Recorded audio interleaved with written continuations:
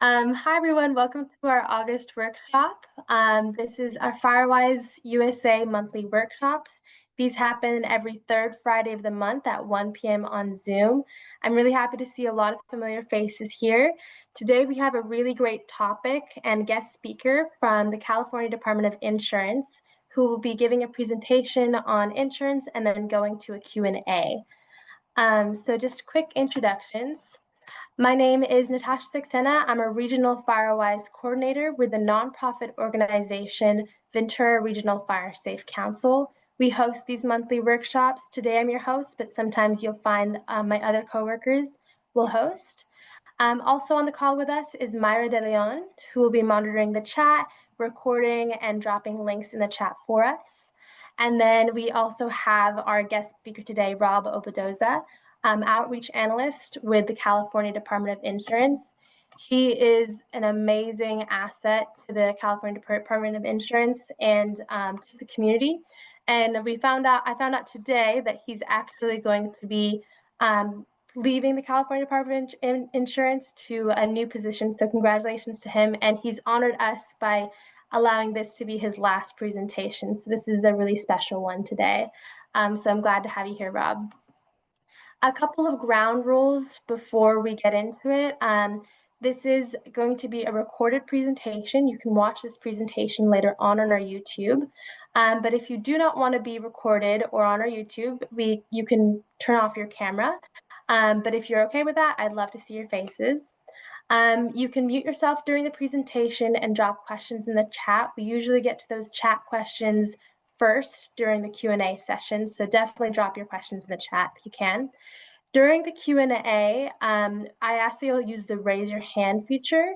I think because we have a pretty big group today, about 30, we're not going to allow to unmute mics unless things kind of die off. But for now, just the raise your hand feature is great.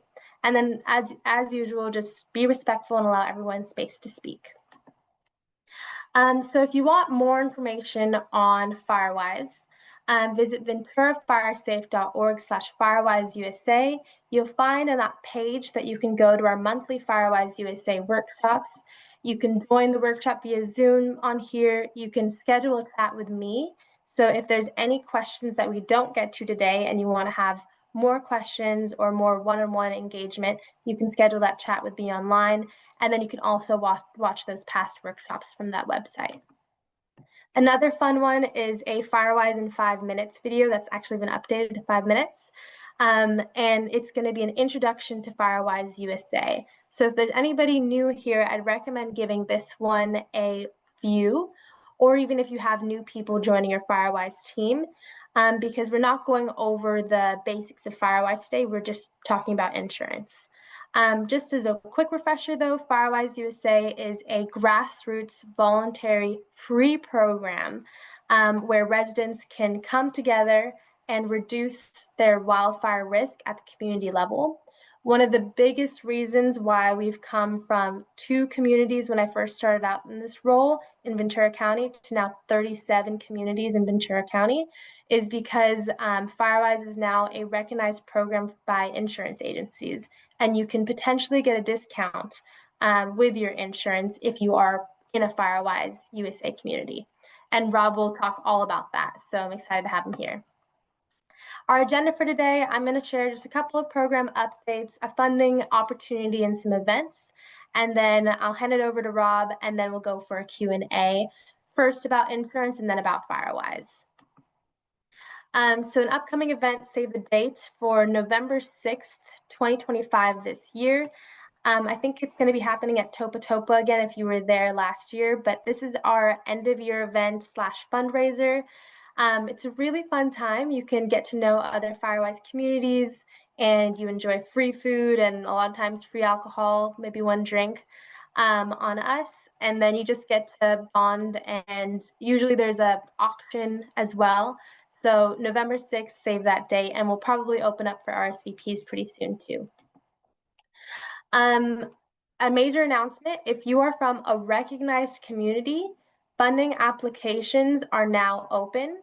If you have been a past applicant of this program, you're eligible for $1,000. If you have under 150 homes, you're eligible for $1,000. And if you have over 150 homes in your Firewise community and you're a new applicant, you're eligible for $2,000. These funds should be used towards items in your action plan. You can sign up to get yard signs, which is one of my favorites. You'll see the Golden Oaks community on the left got yard signs, which promoted home hardening assessments. Some communities get ember-resistant vents or installations for vents, chipper events or tree trimming.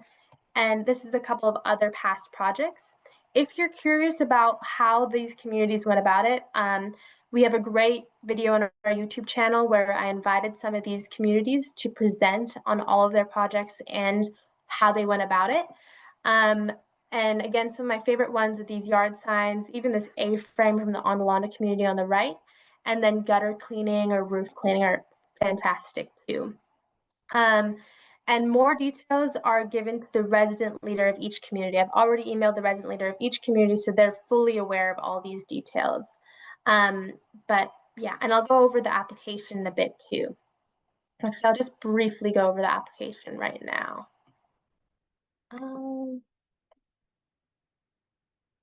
Or perhaps not, because I think it's somewhere else. But if you're curious about the application, I can chat with you at our one-on-one chat meeting as well. One thing to note that applications are due in October 19th, and you do have to have a quote from your vendor or contractor in that application. Another announcement is Listos California is still offering free neighborhood block party kits. So if your community wanting to throw a yearly event for Firewise, this is also a really great toolkit. One of my favorite things is that you'll get 20 door hanger invites and brochures, go bags, and even a yard sign to promote the event. It's really great. Myra will be dropping some of the links in the chat to order these, and you can order an unlimited amount for your community. So you can order however many your community needs. A couple of other notes, you can schedule a chat with me to have Firewise RAP meetings, which is a risk assessment and action plan meeting. I'll walk you through every step of the Firewise application process. You can order flyers from us. And also new is on our website is the newest updated action plan template for Firewise USA available on that website. It's venturafiresafe.org/FirewiseUSA. All right, so without further ado, if you have any questions, save it to the end or drop it in the chat, but I'll now hand it over to Rob to share his presentation.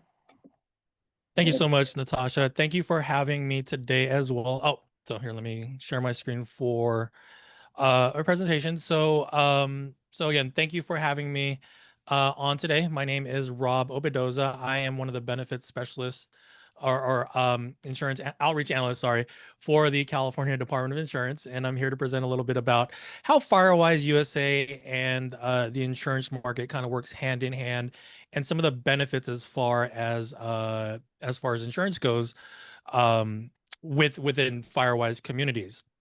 So just to kind of recap a little bit about what's been going on with the Department of Insurance at the very least is in the past 6 months, of course, our biggest focus has been on the recovery process with the LA wildfires.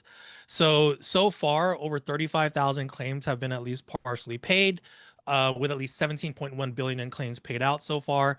And that's still early in the process. You know, they're still going through the rebuilding process. They're still going through the debris removal process with the Army Corps of Engineers. And, you know, we expect that number to continue to increase significantly over time. But with the Department of Insurance's help, over $74 million have been recovered for wildfire survivors through our consumer complaint process, where we're able to assist with those consumers who are having issues with their insurance companies to make sure that they're getting the insurance benefits that they deserve.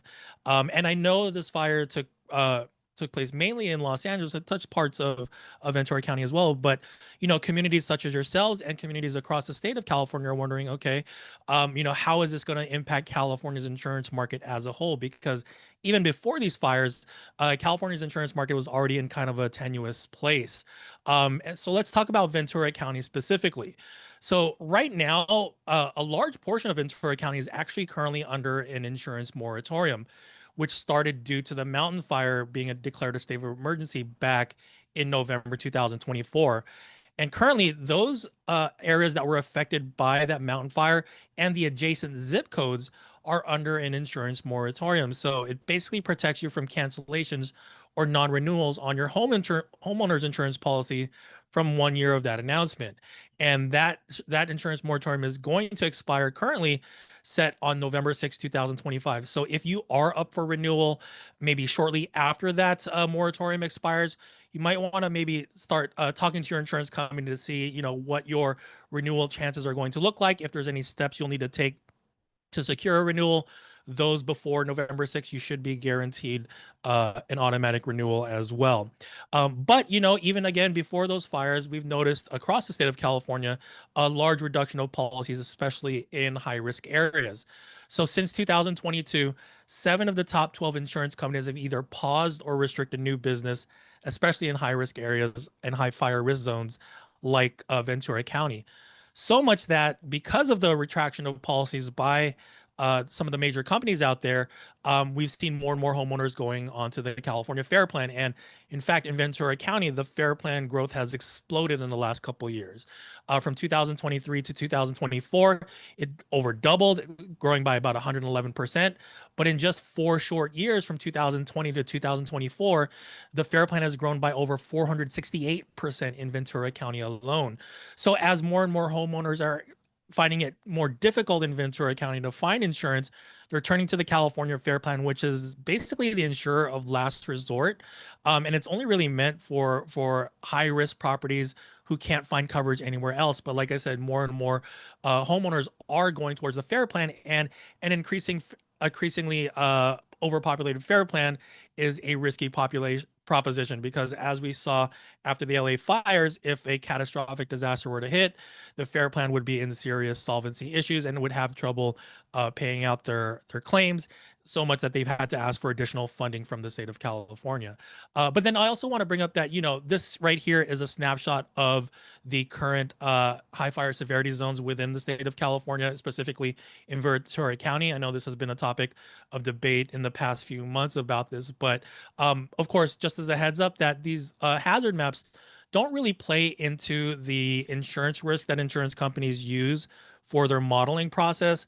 I mean, a lot of the risk probably overlaps some of the high fire to severity zones, but they've got different tools out there, and these CAL FIRE maps don't directly influence insurance rates or availability. But what really does that affect those insurance rates availability is the insurance company's ability to assess risk properly in areas across the state of California. So we put out a press release a couple weeks ago, actually, announcing plans and finalization of certain new risk models that insurance companies will now be using going forward to more properly assess risk across the state of California, to properly assess mitigation and include that type of information into their underwriting process, while also increasing more options and getting commitments from insurance companies to write more policies in high-risk areas, especially Ventura County, which has been identified as one of the high-risk areas in California.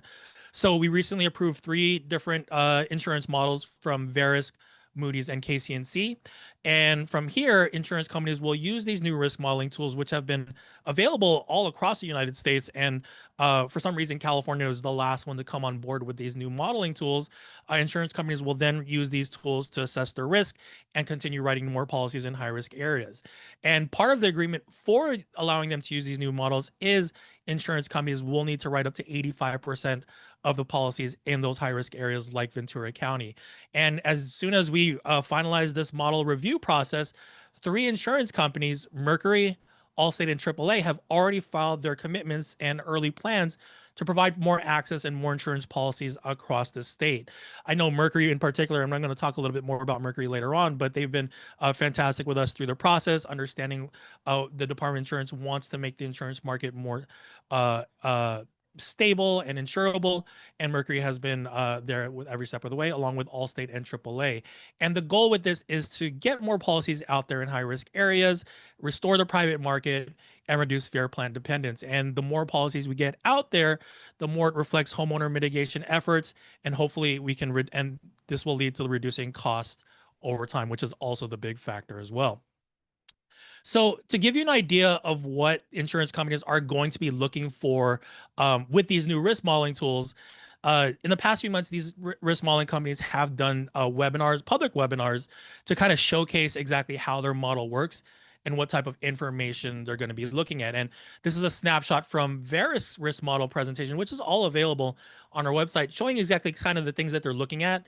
Things like safer from wildfires, which the Department of Insurance does, which we'll talk about in a little bit. The type of roof that you have, the shape of it, external fuel coverage, fencing within 5 feet, defensible space. And you can see in particular, they mentioned Firewise there as well. So in the past, insurance companies were not taking a look at these types of things for their underwriting process when writing insurance policies.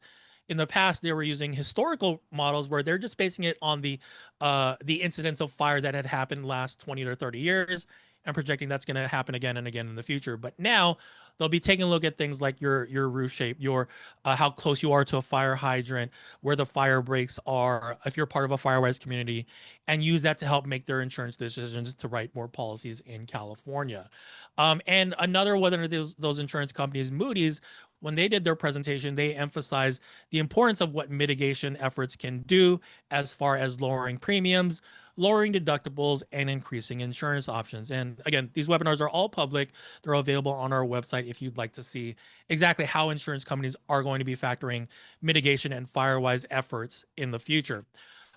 So this all starts that a few years ago at the Department of Insurance, in order to attack kind of the root cause of the insurance crisis, which was wildfire risk in California.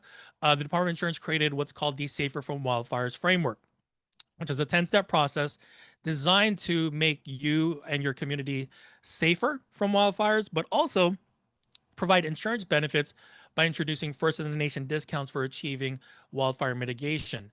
So for each of these bullet points here, things like having a Class A fire rated roof, that 0 to 5 foot ember resistant zone around your structure, ember and fire resistant vents, and so forth, making sure you've got your defensible space covered, and specifically in that third column, being part of a Firewise community. For having each one of those bullet points that's listed there, you're actually eligible for discounts from your insurance company, which in some cases can be pretty significant, and it adds up overall. And so the idea with especially with Firewise and insurance, basically being part of a Firewise community as far as insurance goes can help your neighborhood work together to reduce wildfire risk. This also provides reductions in insurance by providing discounts and increasing options and insurability, as well as, like we said, insurance companies are starting to take a look at these things going forward. And as I mentioned, one of the biggest benefits that has been implemented in the past few years is receiving discounts from your insurance company for simply being part of a Firewise community.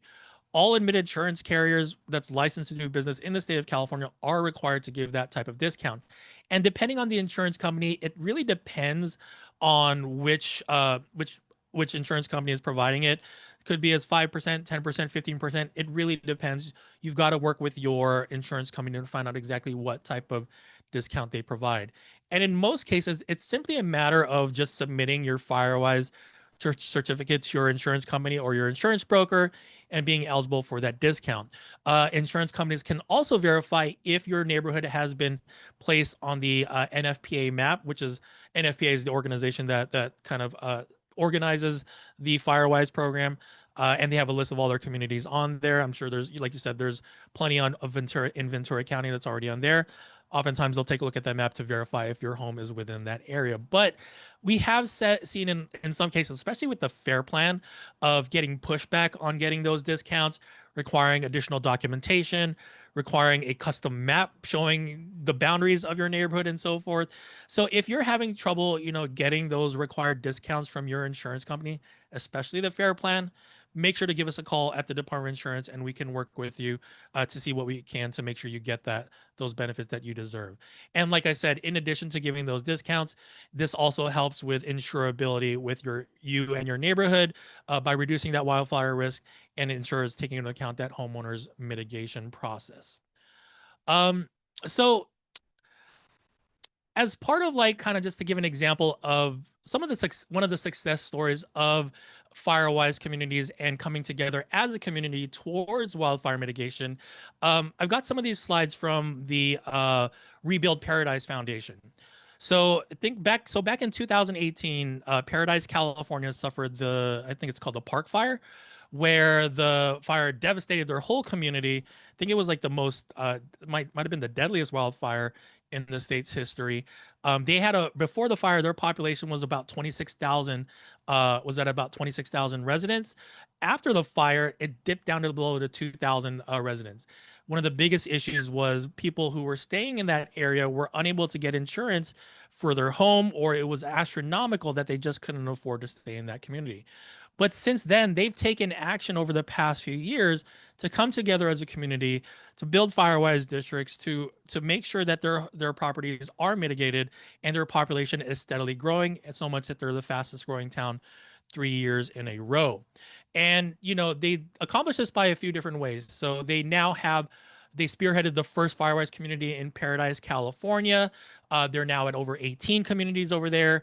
They created a grant program to provide grants for defensible space improvement, created master floor plans, evacuation maps, advocated with the state capital and insurance companies, basically coming together as a community, working towards a common goal to make sure that insurance can be affordable and they can stay and those insurance companies can still afford to be in that community. So what they did was they took a look in 2023 and they saw their insurance rates skyrocketing and they needed to take action. So it looks like over 600% increase in some policies they were noticing. And the biggest issue that they were seeing from insurance companies was that 0 to 5 foot non-combustible zone 0 that's being emphasized a lot these days, especially, there is legislation that has been already passed a few years ago with that 0 to 5 foot space. And from what I understand, in the near future, they're going to start enforcing that. But basically in their community, that was kind of the biggest issues. So what they did, as I'd mentioned, is they created a non-combustible zone gravel grant program where homeowners could apply for grants with their community, apply that towards the 0 to 5 foot in their home, and help with the insurability process. So looks like it was I think it was like a $500 voucher. It says each homeowner would apply it to their zone 0, 10 yards of base gravel. And as a result, you can see over 216 residents by 2014 had taken advantage of that program, going with their defensible space. And what happened next was, let me stop this video. So what happened next was they were able to, because when they were trying to get insurance with their community, each homeowner was doing their own thing. They had mitigation efforts and everything, but they wanted the insurance companies to take a look at the whole effort for their community. So they were able to get the CEO of Mercury Insurance and the insurance commissioner to come tour their area and take a look and see what they've been working towards. And for homeowners who were unable to get policies in the last couple of years, they were able to get policies from Mercury Insurance that very same day. And some of those homeowners who participated in that gravel grant program were some of the first to start receiving affordable policies with their insurance company. And I want to point out this case study, which is one of their examples that they provide in their presentation, where they lost their home in 2018 to the Camp Fire. After they rebuilt in 2022, their homeowners policy was about $4,663. In 2023, it skyrocketed over 300%, up to $21,000. They were able to kind of revise that, be part of a Firewise community, reduce that to about $9,000. They went on the California Fair Plan at about $7,400. But now this year, they got their new policy with Mercury.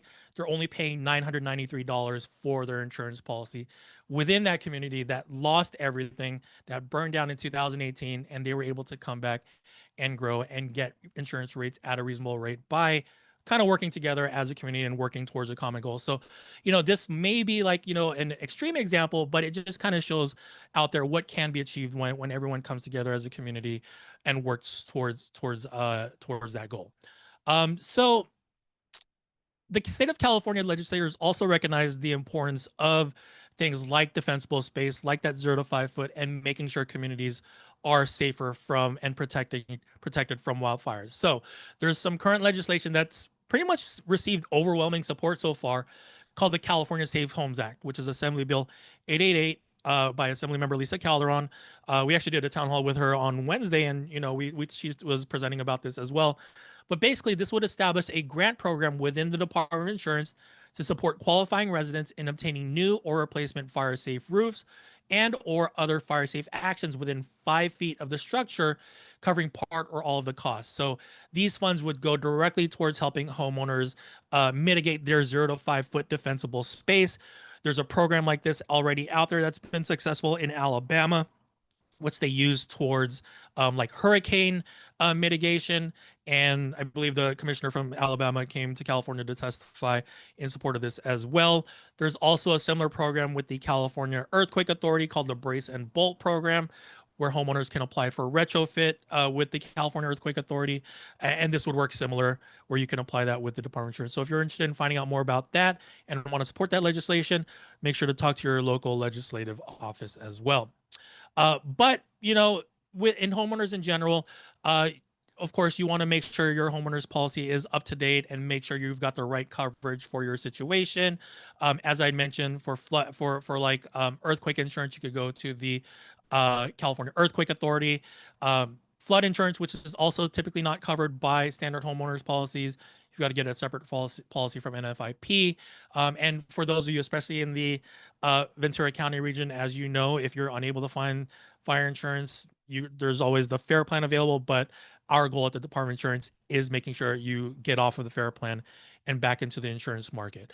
And then also make sure to update your coverage periodically. So I know I've talked to a lot of homeowners who say, I'm just happy to get a renewal from my homeowner's insurance company, just making sure I get that and sign that every year, and just thankful I have insurance. But one thing that we've been seeing a lot, and especially, in past fires and with these LA fires, are homeowners who are going through the rebuilding process, but because of the cost to rebuild has increased significantly over the years, and they hadn't reevaluated their policy in quite some time, they're finding themselves uninsured and unable to complete or pay for the total building cost of their home. And that could be a couple different reasons. Again, they might not just have looked at their policy. Also, price gouging is kind of an issue where contractors are charging exorbitant fees to rebuild. But basically, just a reminder to periodically check on your policy. Don't just sign that renewal notice. Make sure you're properly covered. And of course, on our website, we've got a lot of great tips if you do get non-renewed or need to look for another insurance company. There's a lot of great resources on our website. We've got a list of all the different insurance companies in the state of California that you can search through if you need homeowners insurance, if you need car insurance, life insurance, whatever. They're all listed on our website. Typically, when you do get a non-renewal notice, you have about 75 days to respond. Make sure you're starting immediately looking for a new insurance policy or working with your insurance company immediately to see what steps you can take towards getting a new policy as well. But of course, we at the Department of Insurance are here to help you out. We have what's called the request for assistance process, where you can give us a call, pay us a visit on our website, or submit a paperwork by mail. And this allows us to help you out, take a look at your insurance policy, and even contact your insurance company on your behalf to help you settle a claim or get in communication with them, or make sure you're getting the right benefits for your situation. And this is all defined by California Insurance Code. When you contact us, your insurance company has a certain number of days they're required to respond and go through the process. And this is how we are able to take action against insurance companies. And, as a result of the fires in January, and also from the mountain fire, we did a workshop with United policyholders a month or so ago in Ventura County. I think it was in Camarillo, and there was still a lot of homeowners who are still having issues with State Farm with the FAIR plan resulting from the mountain fire. And the best way for us at the Department of Insurance is for you to report that information to us, because when we're able to build those cases, we're able to take action against those insurance companies. The biggest one we've taken action against is State Farm, investigating their practices in the aftermath of these fires. And the more and more homeowners that come forward with their cases, the stronger the case in the investigation that we have. We're also investigating the California Fair Plan as well. They have also been having a lot of issues fulfilling claims, particularly with smoke damage, forcing homeowners to go back into their homes, even though the whole area around them had been burned down and it's still not safe to return to their home. We're also taking legal action against the FAIR plan as well. So I encourage you, if you are having any issues with your insurance companies, make sure to contact us so we can take action. But of course, on our main website, there's a lot of great resources. Just visit our website for different consumer alerts, different toolkits. If you want to have one of us come to maybe your community to talk about the benefits of Firewise and how it can impact insurance, we're more than happy to do that. You can find that information on our website at insurance.ca.gov. And then lastly, just to close things out, this is our contact information here. Please visit our website, follow us on socials, give us a call, and we're happy to help you out. So that's everything that I have for today. Again, thank you for having me present today and be in attendance. I'm happy to stick around and answer questions that you may have. So thank you, everyone. Amazing. Thank you, Rob. It's always a pleasure to hear you speak. I think you, also your slides were amazing. I think they really, really gave stories of hope to a lot of people. Yeah. I hadn't even heard of the Paradise success story. I think I was in a meeting a while back before the success story started happening, where they were doing so much and nothing was happening. But it's so encouraging to hear that Mercury was there and gave them insurance the day of if they saw them make major improvements. So that was really incredible. We'll go to Q&A, and I'm going to first start with the chat. So first is, let's see. Can you please post a link to the site that has the new insurance criteria? So I linked for them the Safer from Wildfires initiative on CDI. Do you have any other link that would be helpful? Yeah, so what I'll do is I'll link the press release that we released a couple weeks ago with the insurance commissioner detailing that, and then I will also link to the public review page for all those insurance models, which has all the videos and documentation that those insurance companies submitted to the Department of Insurance. So again, that's all public review. I'll link that right now. So yeah, it's really fascinating stuff, especially if you're wondering how the insurance market is going to be shaped in the future. It's all there in those webinars. So there, I linked the press release there. I'm going to link the webinars now. Awesome. And then while you do that, just so you have a little bit of time, somebody asked if there's links to the slide, the presentations that Rob just shared. If you'd like the link, I've linked it in the chat. So it says, here's the link to the slides today. But if you don't have that link, feel free to email me and I can always share that slide deck with you.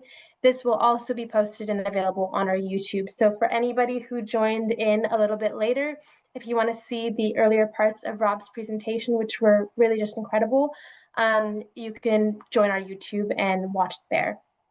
Okay, let's see who's the next question.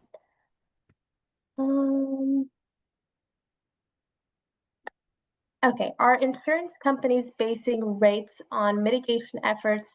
I'll wait until you're done linking that, Rob. That way, or if you I'm ready to go. Oh, you already linked it. Oh, Yep. Amazing. Okay. So Chuck says, are insurance companies basing rates on mitigation efforts of individual homes or of larger areas? So they're basically taking all that information into account. So they're basically starting with the individual homes, of course, but with their modeling tools, they're taking into account what's going on around them as well. So what type of mitigation your neighbor does, your community does, what direction the wind blows, where the smoke will blow if there was a fire, how quickly the fire can spread between the neighborhood. They call it urban conflagration. weather history. There's so many different factors that they're using in addition to just what the homeowner has done. And that's why, we're emphasizing here with Firewise and communities in general that it's not just the homeowner, it's the community as a whole. So they took a look at everything, even what the city is doing and how high up on a hill your home is, things like that. They're taking a look at all of that stuff. Nice. Okay, and then another one is the Paradise Cost experience is very interesting. Are you saying this could represent future experiences with other Firewise communities? So yeah, so I bring that up because, maybe it's not the it may not be like the only type of example, but there are success stories like that community that have been able to secure insurance options and start bringing their insurance rates down through mitigation. I bring up Paradise just because they've been working with us at the department. Again, they were able to get the insurance commissioner and do that with them and go to their community as well. So I just wanted to highlight their community because they are, it just kind of shows exactly, if the whole community works together towards a common goal to help solve that problem, what's possible out there. And if anyone missed it, I think what I saw was they went from a raised rate of like $20,000 and then got it all the way down to 900 or so dollars Yeah. by Mercury after doing all of the Firewise, all of the work to their home and home Yep. hardening. Really, really great. Okay, and then another question, is it possible slash recommended to supplement a standard homeowner policy with an umbrella policy that would provide supplemental fire coverage? Specifically in a situation in which the deductible for the standard policy provides minimal fire coverage. So that's a tough question to tell you the truth. I mean, it kind of just really depends on your like insurance situation. And, to tell you the truth, especially when it comes to like policies and what's probably the best, that's probably where you want to give us a call at our 800 number and talk to our insurance experts so they can maybe take a look at your current policy and kind of understand what's going on there and maybe help you reevaluate that. So that's probably what I would lean towards is just give us a call. That's what our insurance experts are there for. And when I say like, give us a call, it's not like it's just going to like a call center or anything like that. The people that are answering the phones there, they're the same people who we had at our insurance workshop on the ground in the Palisades and like Altadena and every fire, helping people get in touch with their insurance company, interpret their policy to make sure they get their benefits and interpret their insurance policies that they need to and ask the right questions. So yeah, definitely give them a call. They're such a great resource. Do you happen to have that call number available? Yeah, yeah. So it's our general number. It's 1-800-927 4357. Awesome. Okay, great. And then another question, our mortgage co-advises we do not need to continue holding our homeowner policy with State Farm. Is it wise to stop payments until we are rebuilt? Mountain fire total loss? Thank you.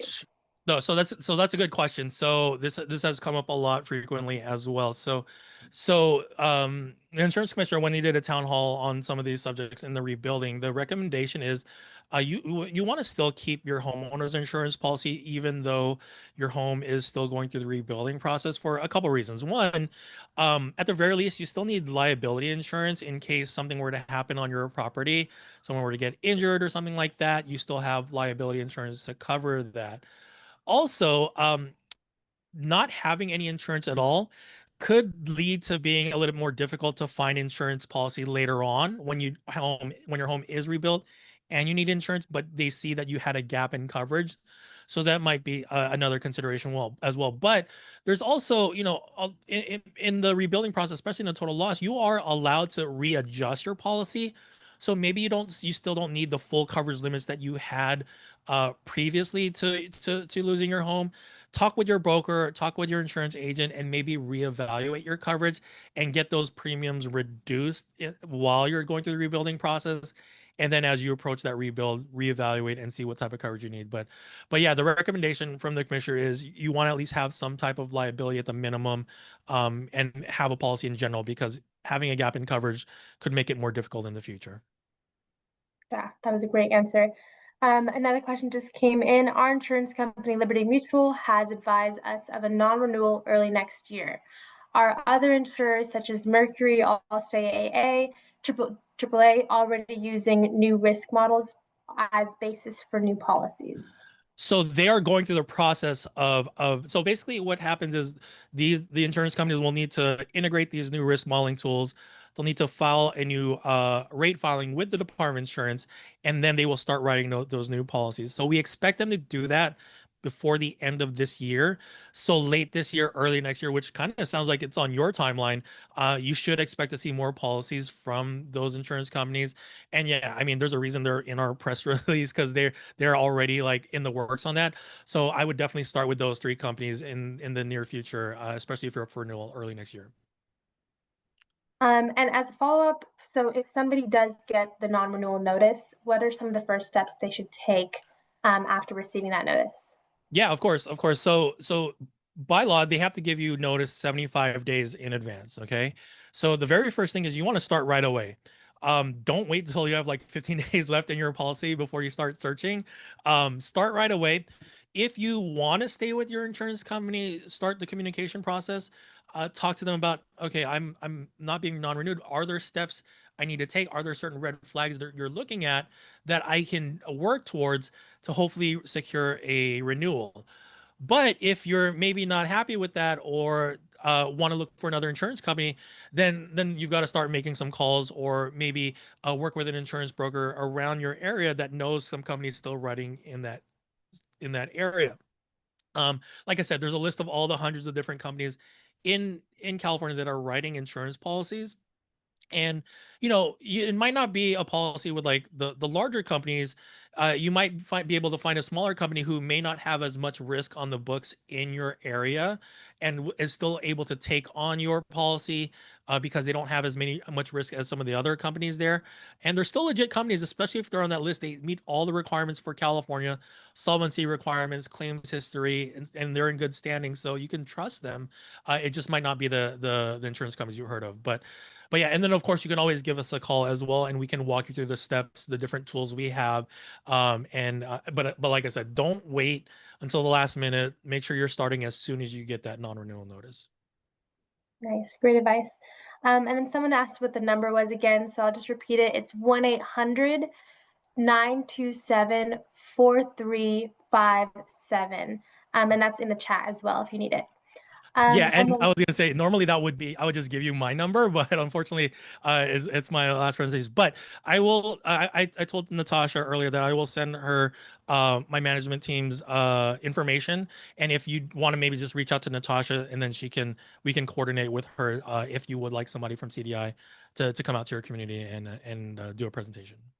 right, yeah. We're gonna miss you so much, Rob. You've done so much. You've always been super available and super responsive, so we really appreciate all your Thank time. you. And then I also have one question that I get a lot is, so if a community is recently Firewise, for those of you who may not know, you get a certificate of recognition for being Firewise. And it's sometimes recommended to share this with your insurance agency so that you can get the discount. Sometimes the discount's automatically applied, but sharing is often recommended. But I get the question, we have never been, like, from an example, we've never been flagged by our insurance agency with sending this flag us suddenly or have them incentive to bring them out. Would that be a risk at all? So, do you mean to have them come in and inspect the community, or Just to send the Firewise certificate to get the the discount? discount, like would that suddenly flag them on their insurance agency? So you mean sending it to the insurance company, right? Yeah, sending it to So the insurance. yeah, I mean, so in most cases that is enough to kind of flag them that, and I think we had an email about this a couple Yeah, weeks ago. Yeah, we were talking about that. And they do have like a database already, like kind of that they look into, but it's not updated all the time. So that's why sometimes if you send that letter in and they'll reject it because that NFPA website or anything might not be updated, or it maybe especially if it's early in your certification, they might not have the records on file just yet. They're working towards doing that more. But like you said, there's more and more Firewise communities spring up every day, and NFPA is not only California; it's all of the United States. So they've got. I mean, it's great to see all the communities pop up, but they haven't been able to keep up with making those updates as timely as possible. But yeah, if it does happen where you are rejected or they don't recognize it, come to us and then we can work with you and figure out what we can do. Okay. And then Someone asked, could you please repost the list of insurance companies writing fire insurance in California? I mean, so like I can give you the list to our or the link to our insurance finder tool, but there's not necessarily a list of which insurance companies are writing fire insurance in California. We mentioned the three that are kind of on board early with the new risk modeling tools, which is AAA, Allstate, and Mercury. But I'll link the insurance tools so you can find that. But I mean, again, all companies are still writing policies in California. It's just some of them might be limiting in certain high risk areas. You just gotta kind of have to go through the list and find which one is out there. Nice. Okay, great. And then you mentioned a 10 to 15% discount for being in a Firewise community. I believe that percentage actually is like, there's no minimum mandatory percentage, so it could be lower than 10 to 15, Exactly. right? So it just depends on which company it is. Yeah, yeah. But the Paradise experience far exceeded that. Why the disconnect? Anyone else been as successful as Paradise? Well, so keep in mind, it's not just about them being part of a Firewise community. It's in addition all the other work they did on top of becoming a Firewise community, recognizing that 0 to 5 foot in their whole community was an issue with their insurance company, coming up with that solution of a gravel program for homeowners to use towards their residences. And again, those are just 4 slides out of their whole like 25 slide presentation. I just brought those on because it focuses a little bit more on the Firewise stuff, but they've done so much more with building materials, lot sizes, vegetation, all that stuff. So it's like the total effort. And Natasha, I will send you Paradise, the Rebuilding Paradise Foundation's information and that presentation. Jen Goodland, she's the one that's on the first slide, the title slide that's there with the NFPA thing. She's always happy to work with fire safe councils across the state to kind of spread the word and show what her community's done, and hopefully other communities can follow suit as well. So I'll definitely give you her information. Yeah, that would be amazing. I think we'd all love to have her presentation here as well. Yeah. And then someone asked, I think I might be able to answer this. California Fair Plan, they require a third party to certify that Firewise communities are recognized, but the third party only does that twice a year. That's the NFPA. So they Exactly only right. give the boundary description of the Firewise communities twice a year to insurance agencies. And then is that CFP's normal process, and is that acceptable to CDI?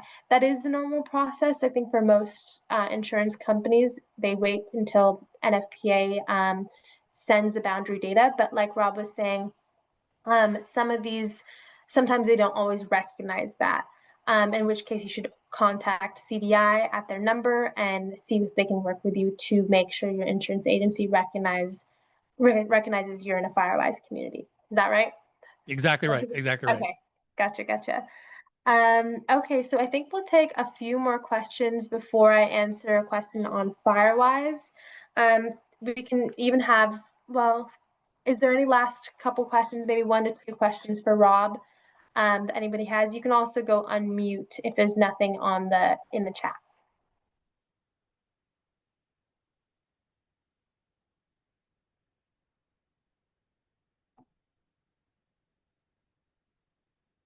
All right, then I will answer this quick Firewise question too. So how does a neighborhood apply for Firewise? When should our neighborhood apply? And we are not rebuilt yet, but working towards, so I'm assuming it's a mountain fire rebuild. Myra already answered it. So she linked a quick Firewise in 5 minutes video, which teaches you how you can apply to Firewise.